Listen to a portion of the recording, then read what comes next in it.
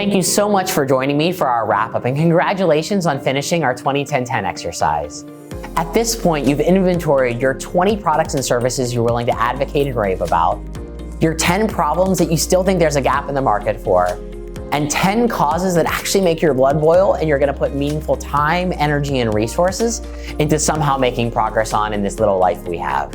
You now have 40, or hopefully close to 40, items that you've taken some self-inventory on. This is not a small step, this is a big step. Because what we realize is the paralysis that happens by having everything or maximum optionality about how you spend your time and energy can sometimes be more of a plague than not having enough time or energy or resources to move forward, at least from a self-perception point of view. So let's shake it off and let's remind ourselves that this step is something to celebrate and you owe it to yourself to celebrate. That means you should share broadly and widely on the internet to your friends via email or text, or of course via videos, what you are excited to advocate for, problems you're gonna solve in this little life, and of course causes you're gonna advocate for. Once you've done the 20-10-10, I recommend putting it in some sort of a sheet. Google Sheets is largely free or no cost or low cost if you'd like, and of course you can always keep this in grid paper or graph paper if you don't have access to a computer readily available. I happen to keep my 20-10-10 handling my notes function on my app on my phone.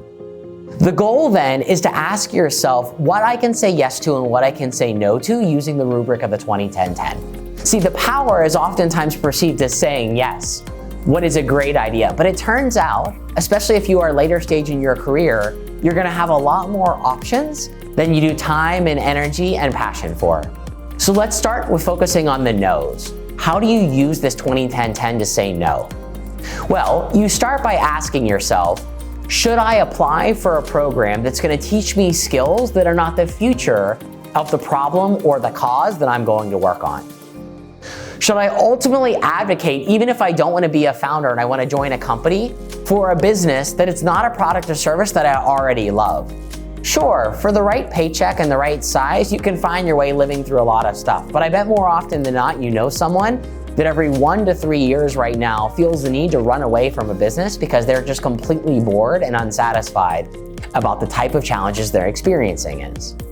On average, people that end up aligning with the 20-10-10 and their passions end up spending about twice as long on the problem, use case, or job than those that are just more than capable of completing the functional requirement.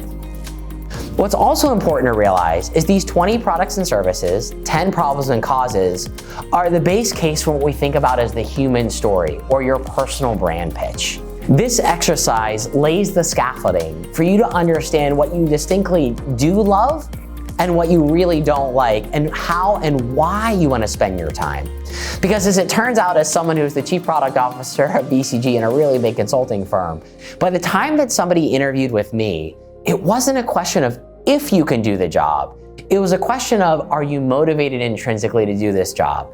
Because all those bullet points you see in job descriptions and applications around self-starting and autonomy are actually not rooted in technical or functional capability, they're rooted in passion and purpose.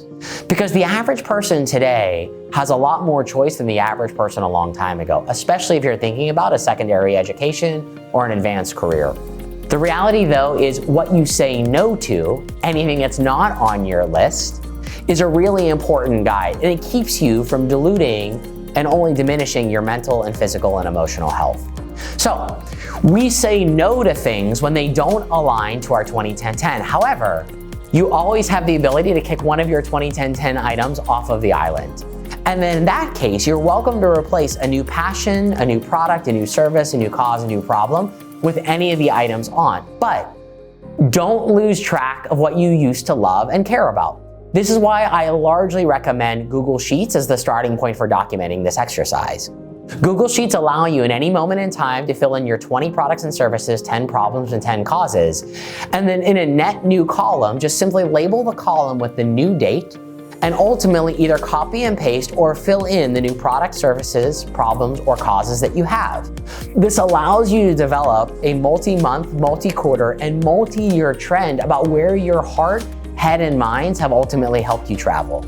It may turn out, not surprisingly, that things like travel or education are particularly important in your early 20s. Hopefully they're important your entire life.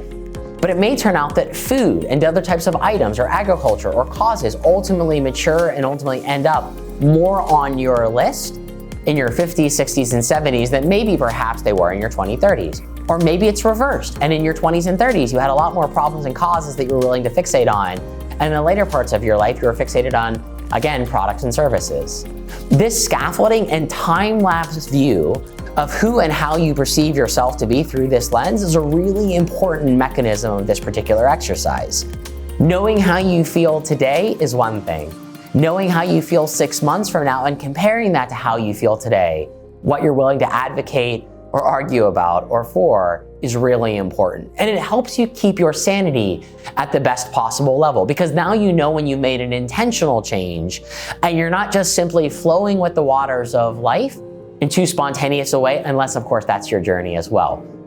Again, there's no right or wrong answers, but some lessons learned over doing this with more than 1,000 executives and grad students along our journey is writing it down, and then every 3 to 6 months seeing how it evolves is an important retrospective.